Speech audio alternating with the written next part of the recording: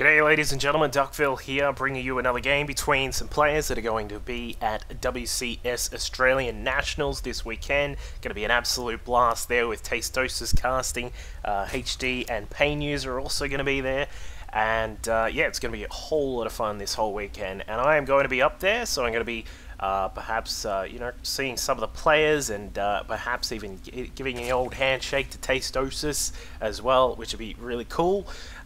So I hope that everyone could tune in. I'm not sure what else is on this weekend. I think there could be something MLG related on this weekend. I know there is something, but I know that I'm pretty sure that the times won't be in conflict, so you can watch this and watch whatever the other thing is. I think. Don't quote me on that one. Anyway, let's get to the players in this game. We've got our Zerg player in the pink over here. I believe these games are from one of the ACL events, which is, if you're not sure who ACL are, they are a group of folks a little bit like, I suppose you could consider it, in a way, the MLG, in sort of a smaller scale for Australia, and they've put on a lot of events over time.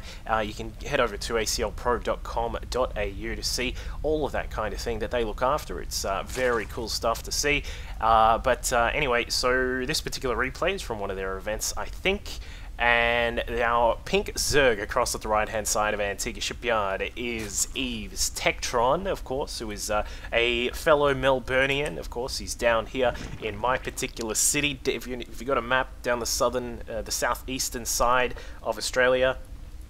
Otherwise, I suppose you could just Google it if you're lazy. Yeah, he's a very good Zerg player from down here in this region. He has qualified, of course, for WCS, which means he is also extra good. His opponent is going to be a Terran player who has been gaming for quite a while. If you know your Lord of the Rings, you'll have seen him starring in that.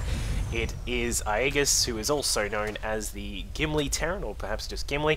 He's going to be starting over here in the red as our Terran player. So we'll find out. Whoa, taking down a couple of SCVs to make sure this drone does not get away. But in fact, the drone does escape for the time being. Yeah, he's going to open up with that pretty quick expansion here. I'm reasonably sure that was a CC first. As we can see, factory going up shortly after, so this means he'll be in a nice, very nice spot, economically speaking.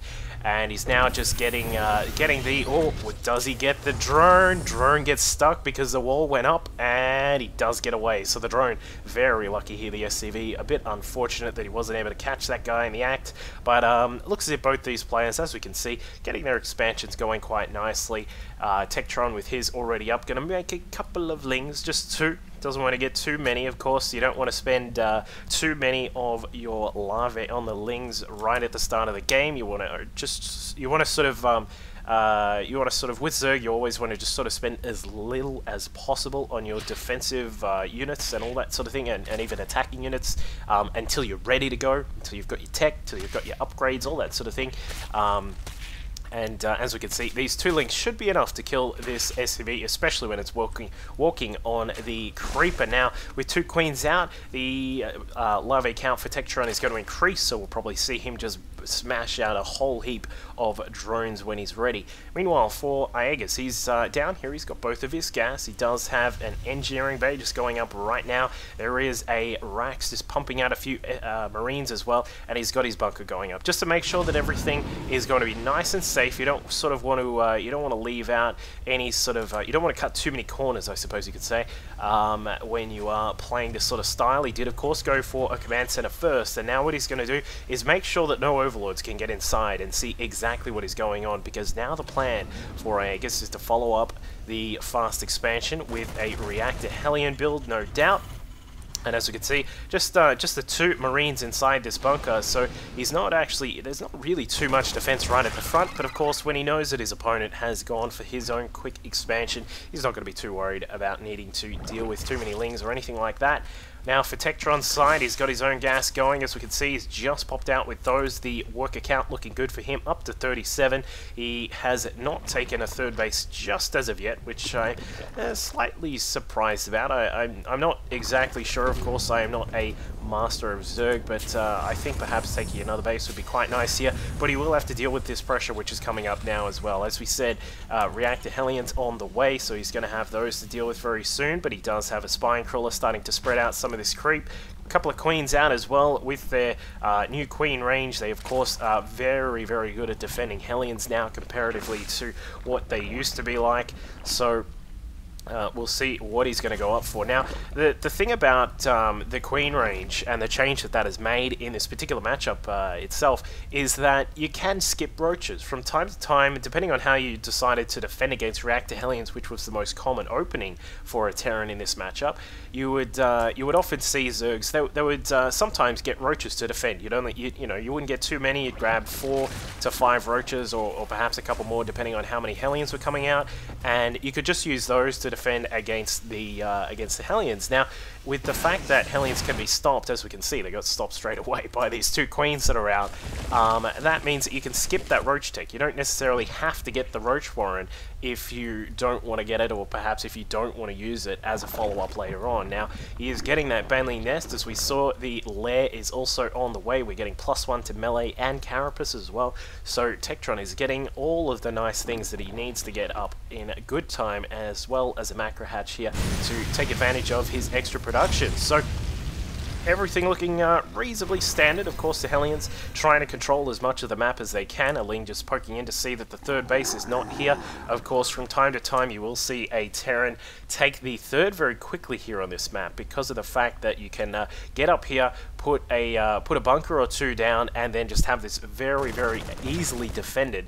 And that has been something which has been quite common in this, well, I wouldn't say common, but it's been something which is starting to see a little bit more popularity these days with the various styles that come out. Now, Iaguz does have a very big Marauder contingent in this early force that he has out. Now, coupled with the Hellions, with a few Marines as well, this is going to be an interesting push, because he does have, how many Hellions we got? We got 7 Hellions here. Of course, one of them a little bit lower on the health, but of course the Hellions can deal with the Lings that are on the ground. They can also deal a bit of damage to those Queens as well, and with those Marauders, he can deal with these early roaches, not to mention the Spine Crawlers as well. So, looks as if Iaguz is going to push across the map here. The Queen's taking a bit of damage, in fact dying straight away, and all of EveTechTron's hard work with the creep spread is going to go down the drain now, and the roaches now coming out. I'm not sure if that's the best idea to sort of push across without the Banelings in tow, and here they come. Iaguz getting into good position here. However, the Banelings coming across, they're going to be able to take a, they're going to be able to do a good amount of damage, but unfortunately, with the split there from Iaguz, he was doing a, most of the damage was done to the Marauders, and of course they do not care too much about Banelings at all, but the attack is thwarted eventually. Good usage of the, a pretty good composition there, you could say, from EveTechTron to take care of that mix of Hellions, Marines, and Marauders. So he was able to stop that with very little damage done, and as we said, as a Zerg player, you sort of just want to get enough that you need to sort of, just so you just have enough to defend against what is coming in. Now, he has boosted up his link count. We got quite a lot of these guys here. He may try and switch a few of those into Banelings once he gets into that 3rd base, but at the moment, Iaguz being very defensive just for the moment. Sitting back here, he's got his bunker. The 3rd command center is already built, but he has not floated that across to the 3rd base just yet, and with siege mode just about done, he is going to be able to defend against any sort of Ling and Roach pressure, but he does need to make sure that he has the adequate amount of units prepared, out to prepare for that type of defense. So we'll see what Iaguz gets up to in a moment. He's heading across. Looks as if we did have a pause. And now that the 3rd base is going to go up, and Overlord just gets there in time to put some poop down on the ground, but wow, in fact, doesn't actually get anything on the ground, so that's not going to affect the game too much. But now with his 3rd base on the way, EveTechTron sitting on a nice worker count of 67. That is almost that perfect number that you want for this sort of the amount of bases that he does have. Now getting those extra gases up, and he's going to look to get this higher tech on the way. And as we can see, Hive has started now as well, just on the 13, just before, in fact, the 13-minute mark. So things proceeding quite nicely here, you could say, for EveTechTron. He is removing some destructible debris, getting the infestors on the way, some more Lings as well, plus 2/2 to the carapace, and melee attacks also on the way. I'm thinking he is going to stick with a, he's probably going to stick with the Lings and the Banes, and perhaps even switch into the Ultras at a later point in this game, because that's what you do commonly see when these players go for these ground-based upgrades. So that'll mean that he'll have very high damage output from from those Ultralisks, especially when it comes to dealing with tanks and any more Marauders if they come out. But Iaguz trying to do some, perhaps trying to get some harassment done here. He is going to block this attempted well, it would have been a 5th base, but it's actually going to be a, yeah, it's not going to go up at all because of that Hellion. But EveTechTron grabbing this one down to the side. Just to have a look at this creep spread, he's already got it back into the middle, despite suffering some losses on the creep chimmers earlier on in the game. He's back into it, and it looks as if Iaguz is going to go for a couple of drops. So it looks like he is not aware of this base just as of yet, but he will find it on the way across. He will probably, I wonder if EveTechTron saw that. He probably should have seen it, but Iaguz going to drop out anyway. Here we go. We've got those Marines just jumping out of those medevacs right now. He's looking pretty good on the upgrade count as well. As we can see, Iaguz on 1-2 on those Marines. The tanks do have +1 on their upgrades. One of the medevac drops caught out at the top side of the map, but now a second one. There it is. Goes into the 4th base, denies that one, forces a cancel. And EveTechTron is forced to sort of consolidate his forces here. As we can see, he's going to head way back inside the main base. These infestors probably would be nice to have them up here to prepare for a drop, but a Spore Crawler and a Spine is already ready for that as well. The drop at the main goes inside, not really getting too much damage done. The Lings are already ready on the ground, and in fact, the Spine Crawler takes care of some of the Marines, a couple left over, but they are going to find that the Greater Spire is already morphing here, and he is going to deny in this middle section, spreading out some of these Marines, spreading the tanks out. Very nice stuff from Iaguz to make sure that he is not going to be caught out by this very, very large amount of Lings that are out on the map. So it's interesting to see that he has switched it back to the Broodlord tech.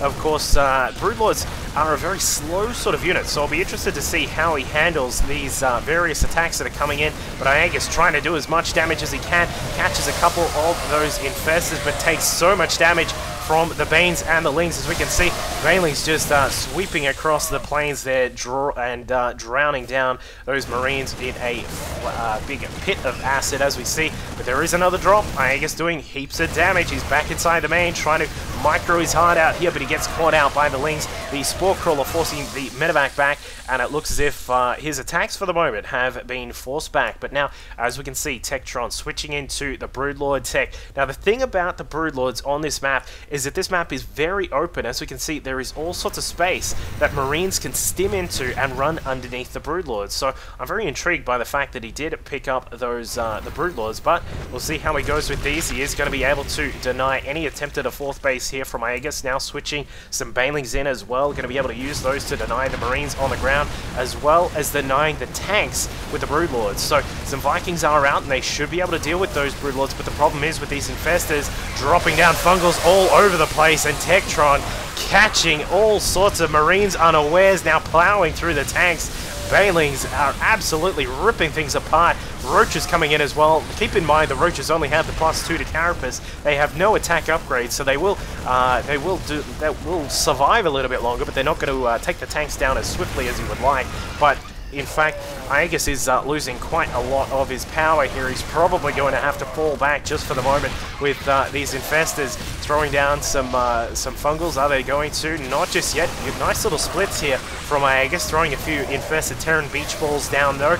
Now the starports are exposed. This is going to leave a possible switch back to the Broodlords available to EveTechTron, and it looks as if a lot of damage is going to be done here at this 3rd base. The Roaches inside, Lings as well, doing all sorts of damage to those SCVs there. Up at the top left side, EveTechTron has taken his 4th base. He has also taken one of the middle bases. We'll get to that in just a second. There is all sorts of things going on here. Iaguz needing to lift up both of the command centers there here at the 3rd base. Tanks under fire as well from the various Lings and infested Terrans that are being dropped everywhere, and reinforcements streaming in aplenty. And with the Hydralisk den done, now there are going to be those big bad boys on the field as well. And I tell you what, with their 2-2 upgrades, soon to be 3 upgrades, or in fact, sorry, that is just the 3, and then the chitinous plating is also going to be done. But the Lings will also have their adrenal glands, meaning that they are going to be putting out quite a lot more DPS.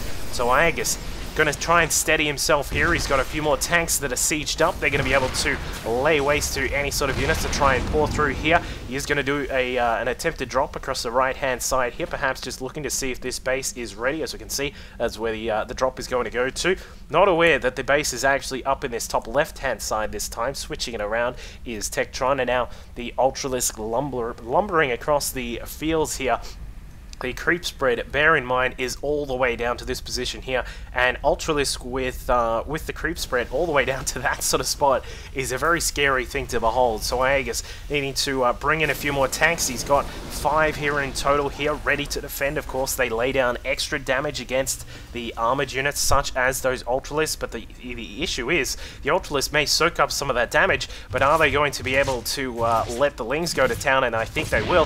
Medevac going down on the right, on the left-hand side, but on the right, it looks as if that secondary drop does get in position here. The Ultralisk just slicing down those Marines that were not able to get to safety here. Is the Queen going to be able to take the Medevac? I don't think so. Medevac is going to escape. A couple of Lings left over to make sure that things are in a very nice position here, but TechTron looking very good at the moment. Of course, that +3 to melee attacks is just about done, meaning these Lings are going to be doing so much DPS. There it is, with the attack speed 0.59. He's going to be doing a crazy amount of damage. This also means that the Banelings will do extra damage to all of the units that they try and take care of as well. As we can see, Iaguz trying to move into the middle to establish a 4th base, but he's in such a troublesome position right now. Going down to 104 supply, 103. He's going to lose his command center, no doubt about that. Some, or perhaps, maybe not, some infested Terrans would help capitalize on that floating command, but I think he is in a bit of trouble with not that many tanks on the way. There's 3 tanks coming out at a time,